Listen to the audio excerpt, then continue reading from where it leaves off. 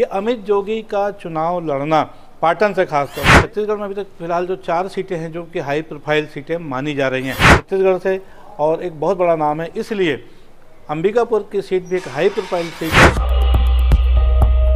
छत्तीसगढ़ में विधानसभा चुनाव के बीच आज हम चर्चा करेंगे छत्तीसगढ़ की हाई प्रोफाइल सीटों की। जी हाँ दोस्तों, छत्तीसगढ़ में अभी तक फिलहाल जो 4 सीटें हैं जो कि हाई प्रोफाइल सीटें मानी जा रही हैं, जिनमें सबसे पहले नंबर पर है पाटन, जहां पर मुख्यमंत्री भूपेश बघेल स्वयं चुनाव मैदान में हैं और उनके खिलाफ भारतीय जनता पार्टी के प्रत्याशी विजय बघेल है। लेकिन कल नामांकन के आखिरी दिन पाटन में जोगी जनता कांग्रेस के सुप्रीमो अमित जोगी ने फार्म भरकर इस सीट पर रोमांच और बढ़ा दिया है और ये मुकाबला और दिलचस्प हो गया है। निसंदेह आज की तारीख में पाटन छत्तीसगढ़ की सबसे हाई प्रोफाइल सीट बन चुकी है, जिसके नतीजे का सब लोगों को बेसब्री से इंतजार होगा। देखने वाली बात ये होगी कि अमित जोगी का चुनाव लड़ना पाटन से खास तौर पे वो कांग्रेस या भारतीय जनता पार्टी किसके लिए लाभकारी सिद्ध होता है और अमित जोगी की खुद की स्थिति क्या रहती है पाटन में।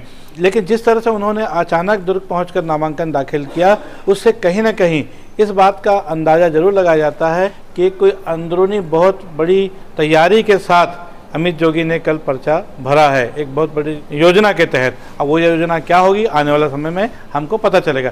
एक दूसरी हाई प्रोफाइल सीट है वो है राजनांदगांव, जहाँ से डॉक्टर रमन सिंह चौथी बार लड़ रहे हैं। डॉक्टर रमन सिंह 3 बार मुख्यमंत्री रहे और राजनांदगांव की विधानसभा सीट से ये उनका चौथा चुनाव है लगातार। देखा जाए तो उनके कद के मुकाबले कोई कांग्रेस के पास कोई नेता शायद वहाँ नहीं है राजनांदगांव में, इसलिए लगातार दूसरी बार ये बाहर से कैंडिडेट वहाँ पर उतारा गया है। पहले करुणा शुक्ला को 2018 के विधानसभा चुनाव में, जो कि भारतीय जनता पार्टी से होकर आई थी कांग्रेस में, उनको प्रत्याशी बनाया गया था। वो हालांकि चुनाव हार गई थी और इस बार गिरीश देवांगन, जो कि प्रदेश कांग्रेस के एक बहुत बड़े नेता हैं, उनको चुनाव मैदान में उतारा गया है। हालांकि कहने वाले सुनने के लिए तो उनको बाहरी प्रत्याशी माना जा रहा है, लेकिन गिरीश देवांगन का साफ साफ कहना है कि मेरे मामा का गाँव है। इन परिस्थितियों में जबकि डॉक्टर रमन सिंह चौथी बार उस जगह से मैदान में है और गिरीश देवांगन पहली बार, लेकिन कांग्रेस के एक बड़े नेता होने के नाते, डॉक्टर रमन सिंह से सीधे मुकाबले होने के नाते निसंदेह राजनांदगांव की सीट भी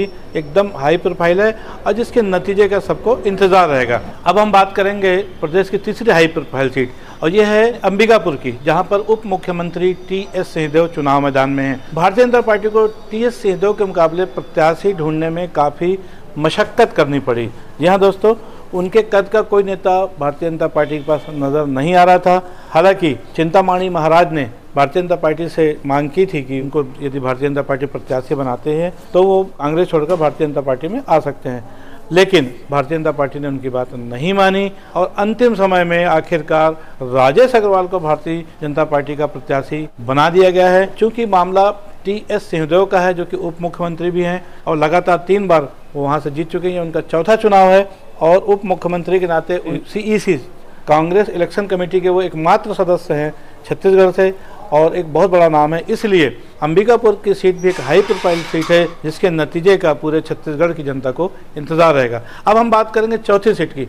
चौथी सीट हालांकि बहुत कॉमन है, लेकिन ये वो सीट है जहां से निर्वाचित विधायक लगातार 7 बार जीत चुका है, यह 8वां उनका चुनाव है। हम बात कर रहे हैं बृजमोहन अग्रवाल की, जो कि भारतीय जनता पार्टी के टिकट पर लगातार चुनाव जीतते आ रहे हैं रायपुर दक्षिण से, और उनके मुकाबले कांग्रेस को आज तक कोई ऐसा कैंडिडेट नहीं मिला है जो उन्हें शिकस्त दे सके। पिछली बार कन्हैया अग्रवाल को टिकट दी गई थी कांग्रेस की, लेकिन वो भी हार गए और इस बार काफ़ी मशक्कत के बाद कांग्रेस ने महंत राम सुंदर दास को कांग्रेस ने प्रत्याशी बनाया है, जो कि जैजैपुर जिले की विधानसभा से विधायक भी रह चुके हैं। अब देखना यह है कि कांग्रेस का यह दांव रायपुर दक्षिण में कितना कारगर सिद्ध होता है। तो ये वो 4 सीटें थी, पाटन, राजनांदगांव, अंबिकापुर और रायपुर की दक्षिण की, जहां से कांग्रेस और भारतीय जनता पार्टी के प्रत्याशियों के बीच में एक बड़ा रोचक मुकाबला होना और जिस पर पूरे प्रदेश के लोगों की, तमाम राजनीतिज्ञों की निगाह रहेगी। इन सब के बीच 2 बातें और आती हैं, वो ये कि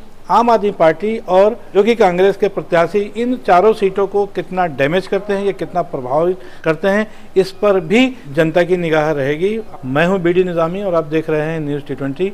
आज के लिए बस इतना ही। हमारी ये खबर आपको कैसी लगी? हमारी खबर को लाइक करें, हमारे चैनल को सब्सक्राइब भी करें। कल फिर मिलेंगे किसी ऐसी ही नई चुनावी खबर के साथ। तब तक के लिए देखते रहिए न्यूज़ T20।